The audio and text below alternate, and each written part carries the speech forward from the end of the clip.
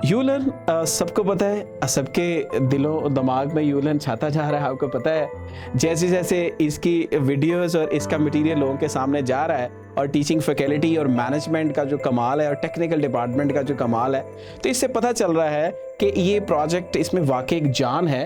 अस्सलाम वालेकुम। यूलर्न के प्लेटफॉर्म से मैं हूं अमल चौहान। जैसा कि आप सब जानते हैं, यूलर्न पाकिस्तान का वो वाहिद इदारा है जो इंटरमीडिएट लेवल पर ऑनलाइन एजुकेशन प्रोवाइड कर रहा है।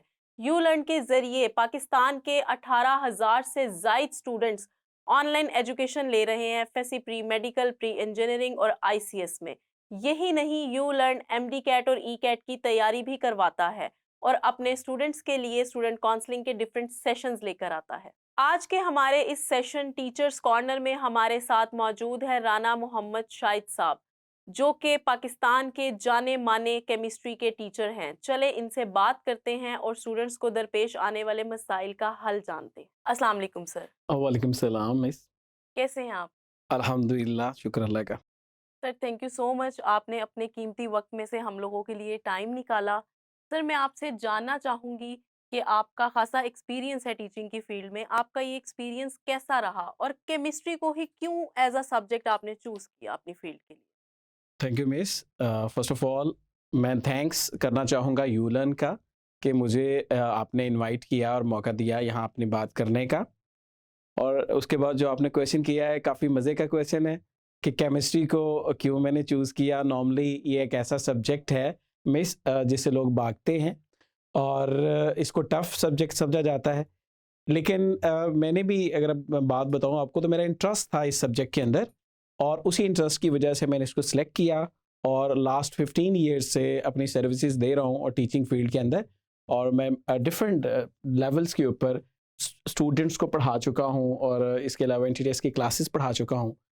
तो अल्हम्दुलिल्लाह बहुत अच्छा एक्सपीरियंस रहा मेरा। सर आपको क्या लगता है कि केमिस्ट्री और मैथ्स ये कुछ इस तरह के सब्जेक्ट्स हैं जिनको लेके स्टूडेंट्स के ज़हन में बस कश्मकश चल रही होती है और इन सब्जेक्ट्स को बहुत ड्राई सब्जेक्ट्स कहा जाता है। तो टीचर्स को ऐसा क्या करना चाहिए जो ये सब्जेक्ट, केमिस्ट्री का सब्जेक्ट है, वो स्टूडेंट्स के लिए इंटरेस्टिंग बने या स्टूडेंट्स का इंटरेस्ट डेवलप हो सके उस सब्जेक्ट में? जी मिस, ये पहले भी बात हमने की थोड़ी सी इस पे, तो ये बहुत इंपॉर्टेंट चीज़ है कि देखिए केमिस्ट्री एक टफ सब्जेक्ट है और केमिस्ट्री टफ सब्जेक्ट तब तक है जब तक हम इसको सीखना नहीं चाहेंगे या जब तक हम इसको प्रॉपर वे से इसको हम पढ़ते नहीं हैं, स्टडी नहीं करते। देखिए कोई भी काम, कोई भी चीज़ दुनिया में मुश्किल नहीं है, ना नामुमकिन है। ये केमिस्ट्री सब्जेक्ट बहुत इंटरेस्टिंग है। बस ये है कि इसको थोड़ा टाइम देंगे आप रेगुलरली, जब टाइम आप देते हैं, टाइम देना शुरू कर देते हैं, तो आप देखेंगे कि यही सब्जेक्ट आपको आसान लगता है। अब इसमें मैं ये चाहूँगा, बताना चाहूँगा यहाँ पे कि इसमें टीचर्स का बहुत इंपॉर्टेंट रोल है। जो टीचर्स हैं, अगर वो चाहें तो इस सब्जेक्ट को बहुत ईज़ी करके पढ़ा सकते हैं। उसका बेस्ट वे ये होता है कि सबसे पहले टीचर्स खुद से वर्किंग करें कि जो टॉपिक उन्होंने स्टूडेंट को पढ़ाना है, उस टॉपिक से रेलेवेंट चीज़ें सारी खुद से पहले सॉल्व करें और डेली लाइफ से उसके एग्जाम्पल्स को सर्च करें। और बच्चे को जब डेली लाइफ से एग्जाम्पल को सर्च करके वो टीचर स्टूडेंट के सामने लेके आएगा और स्टूडेंट को कन्वे करेगा, समझाएगा, तो इंशाल्लाह आई होप मिस कि स्टूडेंट जो है बहुत अच्छा लर्न करते हैं। स्टूडेंट का ब्रेन जो है वो डेफिनेटली इस एज के अंदर मैक्सिमम लर्निंग स्टाइल में होता है, लर्निंग पेस पे होता है और वो चीज़ों को ज़्यादा से ज़्यादा अच्छा लर्न करेगा। तो टीचर्स को एट दी ऑल खुद से पहले अच्छी वर्किंग करनी चाहिए। जब अच्छी वर्किंग करके आएगा तो डेफिनेटली फिर स्टूडेंट्स को डेली एग्जाम्पल, डेली लाइफ की एग्जाम्पल देगा तो उसका इंटरेस्ट इसमें ज़्यादा डेवलप होगा। सर केमिस्ट्री के सब्जेक्ट्स को लेकर बच्चों के जहन में बहुत सारे सवालात आते हैं। ऐसे कौन से कॉमन प्रॉब्लम्स हैं जो आपको लगता है कि बच्चे बार बार रिपीट करते हैं? ओके, ये क्वेश्चन भी बहुत इंपॉर्टेंट है। तो इसमें ये होता है कि केमिस्ट्री जो है बेसिकली, जैसे मैंने कहा कि स्टूडेंट थोड़ा सा माइंड में बिठा लेता है कि सिलेबस ज़्यादा है, इसको पढ़ने के लिए मुझे ज़्यादा टाइम देना पड़ेगा। अगर आप केमिस्ट्री के सब्जेक्ट को डे वन से डेली बेसिस पे आप सब्जेक्ट को डिवाइड कर लें और डेली बेसिस पे आप देखें कि हमने कितना तैयार करना है और उसके अकॉर्डिंग उसके टेस्ट प्रिपेयर करने हैं, एक्सरसाइज को सॉल्व करना है, तो आप देखेंगे डेली वर्क और फिर रेपिटेशन जैसे मेडिकली है कि आप जब चीज़ों को रिवाइज करते हैं तो आपके मेमोरी में ज़्यादा देर के लिए वो सेव हो जाती है। आप एक चीज़ पढ़ते हैं, आप कोशिश करें उसको within the 1 day, within the 24 hour आप रिपीट करें, रिवाइज करें, और इसके बाद within the week revise करें। अब उसी चीज को जब एक मंथ के बाद एक दफा रिवाइज करते हैं तो यू शुड से आप नोट करेंगे कि वो चीजें ज्यादा देर के लिए आपके माइंड में रहती हैं। तो स्टूडेंट को तो ये चाहिए कि जिसको प्रॉब्लम्स आ रही होती हैं वो फौरी उन प्रॉब्लम्स को सॉल्व करे, टीचर से बात करे, टीचर से उन क्वेश्चंस का आंसर ले, और टीचर से उससे हिंट ले कि हमने इन चीज़ों को शॉर्टली कैसे कवर करना है और अपनी प्रॉब्लम्स को कैसे दूर करना है। जैसे एक प्रॉब्लम मैं हाईलाइट करता हूँ इसमें सब्जेक्ट में, स्टूडेंट ये बात बहुत क्लेम करते हैं कि उन्हें जो चीज़ें वो केमिस्ट्री में याद करते हैं वो भूल जाते हैं।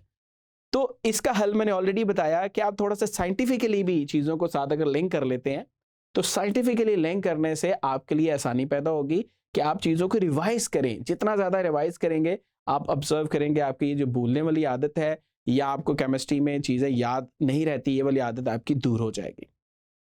सर, आपने केमिस्ट्री के पेपर्स भी चेक किए होंगे, उसमें कौन सी ऐसी मिस्टेक आती है जो बच्चे करते हैं पेपर अटेम्प्ट करते हुए? जी, इसमें मैं ये बताना चाहूँगा कि पेपर अटेम्प्ट करना भी एक तरह से एक आर्ट है, और अगर स्मार्ट वे से पेपर को अटेम्प्ट किया जाए तो आपके एग्ज़ाम में पूरे मार्क्स आते हैं।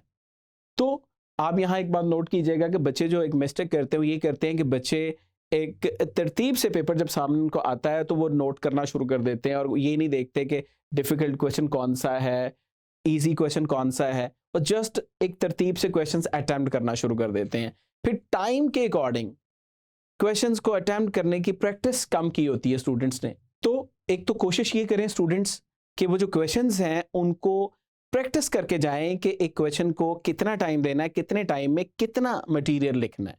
दो चीज़ें बहुत इंपॉर्टेंट है मिस इसके अंदर। एक बात तो ये कि एक सीक्वेंस के साथ अटेम्प्ट करने के बजाय स्टूडेंट सबसे पहले ईजी पोर्शन को अटेम्प्ट करें।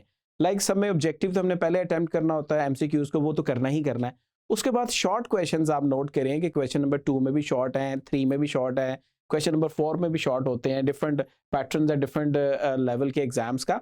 तो शॉर्ट क्वेश्चन में जो आपको सबसे अच्छे क्वेश्चंस आते हैं सबसे पहले वो क्वेश्चन आप लिखें, और आपको क्वेश्चन लिखते हुए टू द पॉइंट आंसर को लिखना होता है ताकि टाइम के अकॉर्डिंग आप चीज़ों को मैनेज करें। आप ऑब्जर्व करेंगे इस प्रैक्टिस से आपका पेपर भी ज़्यादा होगा, आपका मोराल बड़ा हाई होता है जब आप इजी पेपर पहले अटेम्प्ट कर रहे होते हैं और आपको लग रहा होता है कि आपकी परसेंटेज काफ़ी अच्छी पेपर की अटेम्प्ट होती जा रही है।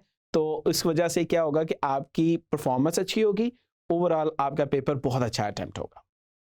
सर, कुछ बच्चे होते हैं, प्रॉब्लम्स की वजह से उनकी कुछ इश्यूज होते हैं जिनकी वजह से वो लेट तैयारी स्टार्ट करते हैं, और उनको होता है कि चलें एक एडमिशन भिजवा दिया, अटेम्प्ट करके देखते हैं पास हो जाते हैं नहीं। तो उन बच्चों के लिए आप क्या ऐसी टिप देना चाहेंगे जिससे अटेम्प्ट करके एटलीस्ट वो पासिंग मार्क्स सिक्योर कर सकें?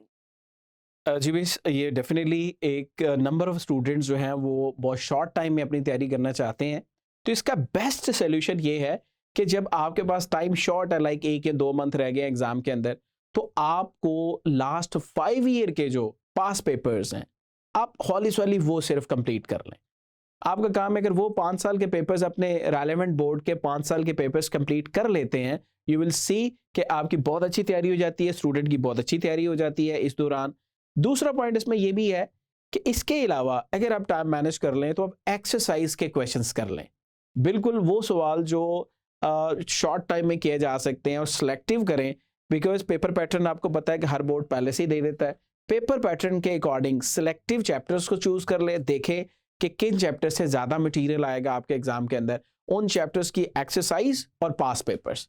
इतना करने से आप देखेंगे कि आपके इंशाल्लाह मैक्सिमम मार्क्स आएंगे, मैक्सिमम पेपर अटेम्प्ट करेंगे आप। सर, हम लोग स्टूडेंट को दरपेश आने वाले मसाइल की बात कर रहे हैं, तो फिर हम एमडी कैट को कैसे भूल सकते हैं कि सबसे इम्पोर्टेंट मसला स्टूडेंट का होता है कि जब उसने पास कर लिया तो उसने अब एमडी कैट की तैयारी की तरफ आना है कॉलेज एंट्रेंस टेस्ट के लिए।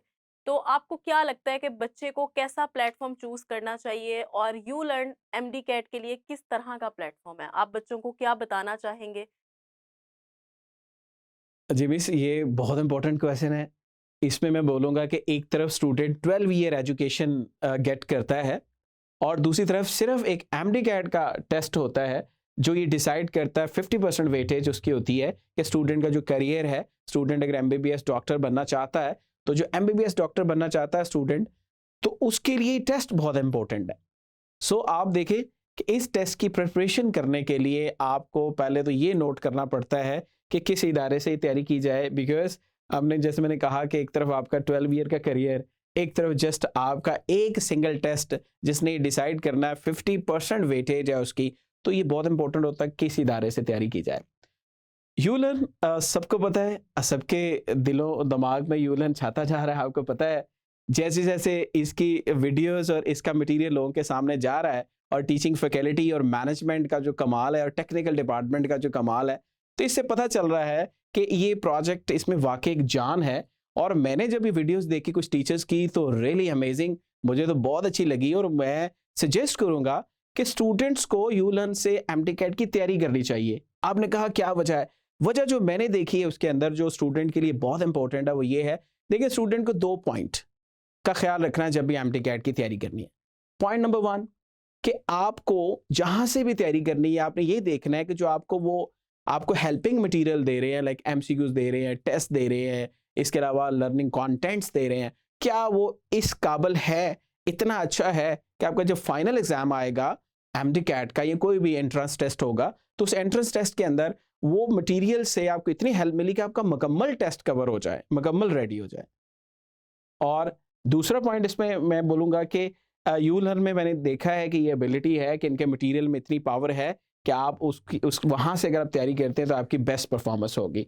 दूसरा पॉइंट जो मैं बताना चाहूँगा, कहीं पे भी किसी भी इदारे को टीचिंग फैकल्टी देखें। क्या इतने एक्सपीरियंस टीचर हैं? क्या उन लोगों ने एंटी टेस्ट की प्रिपरेशन करवाई है पहले?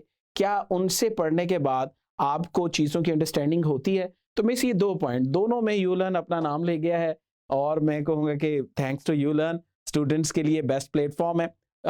डिस्टेंस लर्निंग घर बैठे हुए इकोनॉमिकली आजकल के दौर के अंदर बहुत कम रिसोर्सेज़ के अंदर आप अगर बेस्ट उसमें परफ़ॉर्म करते हैं और दूर से लॉन्ग डिस्टेंस में आप इन चीज़ों को लर्न करते हैं, तो ये फिर आप डेफ़िनिटली आपके लिए बहुत ज़्यादा ये हेल्पिंग होगा और ये इसको हम थैंक्स करते हैं। और ऑनलाइन क्लासेस और ऑनलाइन सिस्टम जो है ये बस मैंने देखा है कि टाइम के साथ-साथ हमारी सराउंडिंग में चेंजेस आई हैं।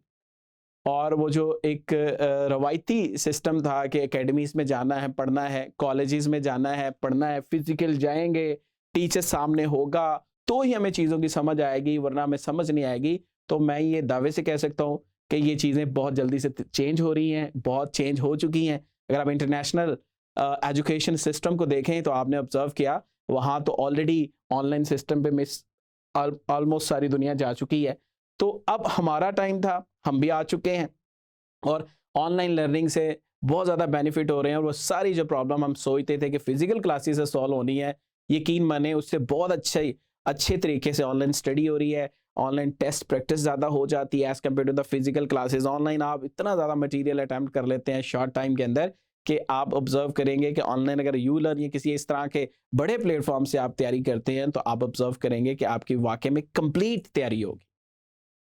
Thank you so much sir, आपने अपने कीमती वक्त में से हम लोगों के लिए टाइम निकाला। उम्मीद करती हूँ हमारी आज की डिस्कशन से स्टूडेंट्स को केमिस्ट्री में जो भी प्रॉब्लम्स आती हैं उनका सल्यूशन मिला होगा। इसी के साथ अमल चौहान को दीजिए इजाज़त। अल्लाह हाफ़िज़।